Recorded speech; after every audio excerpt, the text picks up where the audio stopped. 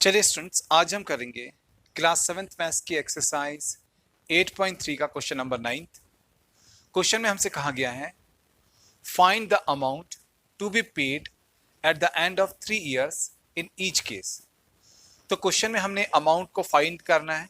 ठीक है, क्वेश्चन में हमने अमाउंट को फाइंड करना है 3 इयर्स के लिए, और यहां पर हमें दो केसेस दिए गए हैं। ठीक है, फर्स्ट केस में प्रिंसिपल जो है वो है ₹1200 एंड रेट ऑफ इंटरेस्ट है 12% पर एनम, पूरे साल का 12%। ठीक है, सेकंड केस में प्रिंसिपल है 7500 एंड रेट ऑफ इंटरेस्ट है 5% पर एनम। तो चलिए पहले हम फर्स्ट पार्ट को यानी कि ए पार्ट को सॉल्व करते हैं। ठीक है, अब देखिए स्टूडेंट्स, ए पार्ट में हमारे पास में प्रिंसिपल है ₹1200, correct, and rate of interest है, रेट ऑफ इंटरेस्ट हमारा है यहाँ पर 12% पर एनम, यानी कि पूरे साल का। पर एनम का मतलब होता है पूरे साल का, पूरे साल का रेट ऑफ इंटरेस्ट है 12%। ठीक है, जिसके आगे भी परसेंट लगा होता है वो तो रेट होता ही है। तो फर्स्ट केस में हमारे पास में रेट ऑफ इंटरेस्ट है 12% पर एनम एंड टाइम तो 3 इयर्स दिया ही है ना। क्वेश्चन में हमसे कहा गया है कि हमने 3 साल के लिए अमाउंट को फाइंड आउट करना है, तो टाइम हमारे पास में यहाँ पर कितना है, 3 इयर्स है। ठीक है, तो चलिए सबसे पहले हम प्रिंसिपल, रेट एंड टाइम को यूज करके इंटरेस्ट को फाइंड आउट करते हैं। जब हमारे पास में इंटरेस्ट आ जाएगा तो हम इंटरेस्ट को प्रिंसिपल के साथ में ऐड करके अमाउंट को निकाल लेंगे। ठीक है, तो सबसे पहले हम निकालेंगे इंटरेस्ट को। ठीक है, इंटरेस्ट का फॉर्मूला होता है, इंटरेस्ट यहाँ पर सिंपल इंटरेस्ट से मतलब है यहाँ पर, हाँ, इंटरेस्ट जो निकाल रहे हैं वो सिंपल इंटरेस्ट है, एंड सिंपल इंटरेस्ट का फॉर्मूला होता है P into R into T upon 100। तो इस प्रकार से हम इंटरेस्ट को फाइंड आउट करेंगे। अब देखिए स्टूडेंट्स, P यानी कि प्रिंसिपल हमारे पास में कितना है, 1200 है। ठीक है, तो प्रिंसिपल है 1200, फिर इंटू, फिर R यानी कि rate, rate of interest, rate of interest है 12% पर एनम, तो इसको यहां पर हम नोट डाउन कर लेंगे।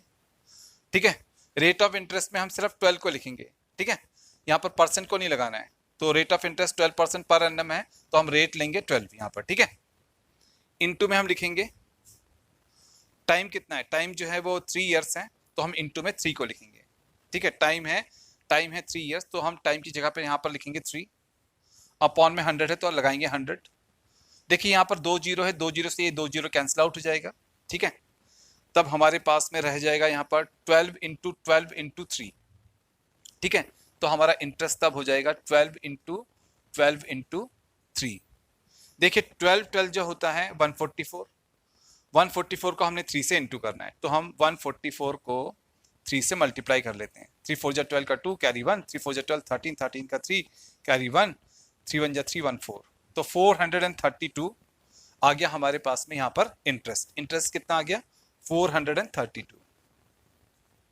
ठीक है, तो देखिए स्टूडेंट्स, यहां पर हमने इंटरेस्ट निकाल लिया, यानी कि 1200 रुपीज पर 12% पर एनम के हिसाब से जो इंटरेस्ट लगता है 3 साल का, वो लगता है 432।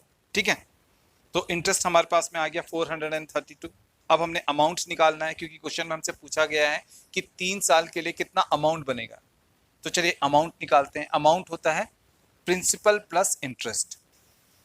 अब देखिए यहाँ पर जो प्रिंसिपल है वो कितना है, 1200 रुपीज, तो हम प्रिंसिपल की जगह पर लिखेंगे 1200 रुपीज। ठीक है, एंड जो इंटरेस्ट 1200 रुपीज पर 12% के हिसाब से 3 साल का जो इंटरेस्ट बना है वो बना है 432 रुपीज। इतना इंटरेस्ट बना है, तो हम इंटरेस्ट को भी यहाँ पर लिख लेंगे एंड प्रिंसिपल के साथ में उसको जोड़ेंगे, तो 432 को जो कि इंटरेस्ट है इसे हम प्रिंसिपल के साथ में यहाँ पर ऐड करेंगे। ठीक है, अब जब दोनों को ऐड करेंगे तो आएगा 1200 प्लस 432 हो जाएगा हमारा 1632, तो इतना रुपीस जो है अमाउंट बन जाएगा। ठीक है, तो स्टूडेंट्स आपने याद रखना है कि अगर हम 1200 रुपीज उधार लेते हैं, बोरो करते हैं, और रेट ऑफ इंटरेस्ट लगता है 12% का, तो 3 इयर्स के लिए अगर हम उधार ले रहे हैं, ठीक है, तो इंटरेस्ट बनेगा 432।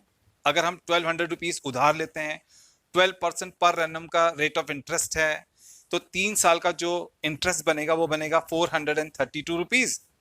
एंड क्योंकि हमने प्रिंसिपल कितना उधार लिया है, 1200 रुपये हमने उधार लिया है, तो हम 1200 रुपये में जो इंटरेस्ट बनेगा उसको जोड़ लेंगे। तो 1200 रुपये में जो इंटरेस्ट बनेगा उसको जोड़ लेंगे, तो हमारे पास में आ जाएगा कि कितना अमाउंट टोटल बनेगा, कितना पैसा हमने वापस करना होगा, ये हमारे पास में यहाँ पर आ जाएगा। ठीक है, तो अमाउंट हमारे पास में आ गया 1632 रुपीज। चलिए अब हम बी पार्ट को सॉल्व करते हैं। हाँ,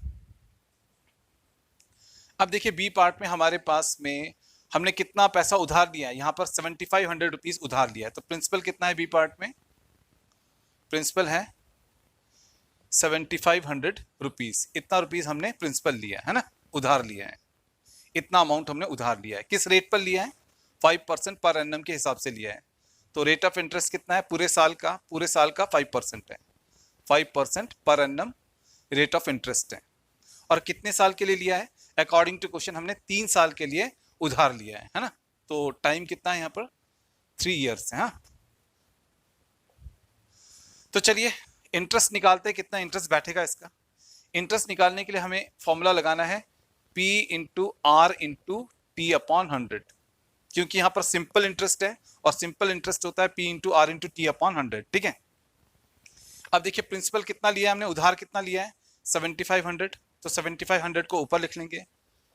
रेट ऑफ इंटरेस्ट कितना है, 5% पर एनम है, तो रेट ऑफ इंटरेस्ट हम यहाँ पर 5 लेंगे। ठीक है, 5 लेंगे, परसेंट को नहीं लगाएंगे यहाँ पर। ठीक है, जो परसेंट का अपॉन 100 होता है वो तो नीचे यहाँ पर आ गया है। हाँ, अब टाइम कितना है, कितने साल के लिए उधार लिया है, 3 साल के लिए, तो हम 3 को ऊपर यहाँ पर मल्टीप्लाई कर लेंगे। तो टाइम की जगह पर यहाँ पर 3 आ जाएगा, रेट की जगह पर यहाँ पर 5 आ जाएगा।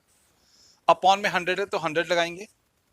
ठीक है, यहाँ पर 100 लगाएंगे नीचे, 2 जीरो से 2 जीरो कैंसिल आउट हो जाएगा। अब हम 75 को 5 के साथ में एंड 3 के साथ में मल्टीप्लाई करेंगे, तो 75 इंटू 5 इंटू 3 यहाँ पर हमारे पास में आएगा। अब देखिए 5 5 जो 25 का 5, 2 कैरी, 5 समझा 35, 35 और 2 37 ये हो जाएगा। इंटू में 3 है, अब 3 से भी मल्टीप्लाई करेंगे, 3 5 जो 15 का 5 कैरी 1, 3 7 जो 21, 22 का 2 कैरी यहाँ पर 2, 3 3 जो 9, 10 11, तो 1125 इतना इंटरेस्ट बन जाएगा, इतना इंटरेस्ट बन जाएगा। अगर हम 7500 रुपीज उधार लेते हैं 5% पर एनम पर और 3 साल के लिए लेते हैं, तो इतना इंटरेस्ट बैठेगा, इतना ब्याज हमको देना पड़ेगा। अब ये इंटरेस्ट आ गया, तो चलिए अमाउंट भी निकाल लेते हैं कि कितना अमाउंट वापस करना पड़ेगा। अमाउंट होता है प्रिंसिपल प्लस इंटरेस्ट। ठीक है, प्रिंसिपल कितना है, प्रिंसिपल तो 7500 रुपीज है, तो प्रिंसिपल जितना पैसा हमने उधार लिया है वो प्रिंसिपल होता है, वो यहाँ पर है 7500 रुपीज, प्लस करेंगे इंटरेस्ट को, उसमें इंटरेस्ट है 1125 रुपए, इतना रुपए हमने ब्याज देना है, तो इन दोनों को हमने ऐड करना पड़ेगा। ठीक है, तो देखिए जब इन दोनों को ऐड करेंगे तो आएगा 2568, तो इतना पैसा जो है, इतना पैसा एज अ अमाउंट हमको वापस करना पड़ेगा। 8625 रुपीज हमको अमाउंट के रूप में देना पड़ेगा। अगर हम 7500 रुपीज उधार लेते हैं, 5% पर एनम के रेट से लेते हैं, 3 साल के लिए लेते हैं, तो हमें इतना तो ब्याज देना पड़ेगा 1125 रुपीज, और अमाउंट हमको इतना वापस करना पड़ेगा। ठीक है, 8625 इतना अमाउंट कुल मिलाकर के हमको वापस करना पड़ेगा। ठीक है, तो यह आ गया हमारे इस क्वेश्चन का फाइनल आंसर।